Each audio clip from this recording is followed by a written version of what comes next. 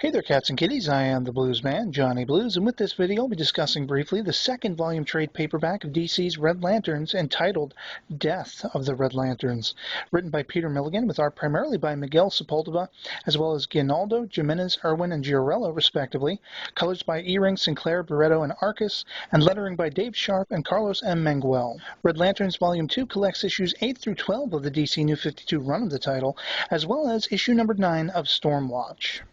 Largely does this volume deal with, as the title suggests, the Red Lantern Corps being brought to the brink of death, but at the heart of their perpetual downfall exists an unexpected revelation that Atrocitus has a son, of sorts at least, and it is this abysmal first attempt that he made long ago to construct a being that would exist as a proponent of his own rage and lust for vengeance that ultimately went wrong and had to be buried. It is this death-ravaged creature that rears its ugly head now, having been reawakened by mysterious means and benefactors to plunge its very fist into the heart of the Red Lantern power battery, so as to poison it and kill off all who live by its power.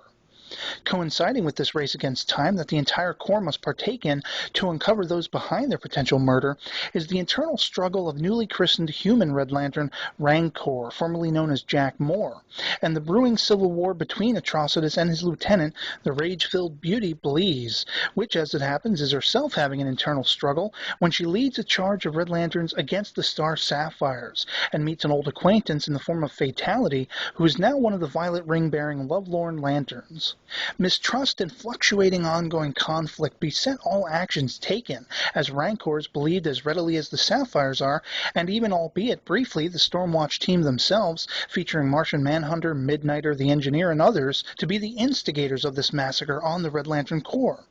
And while the entirety of the mystery concludes satisfactorily enough, there are still enough lingering and unresolved plot lines so as to keep you curious for the next volume.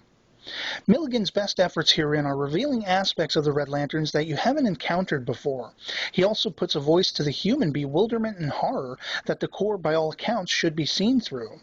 Even as the intrigue and raw compulsion to root for what are essentially villains continues, akin to the love and fascination to be found in the likes of Darth Vader and Maul, the Sith Lords from Star Wars, and even Sephiroth, the sword-wielding powerhouse from Final Fantasy VII. The art is impeccably well done, through and through, but especially excels when Stormwatch enters the fray. There isn't a dull moment, as even the most stationary sequences are lively and heavily detailed.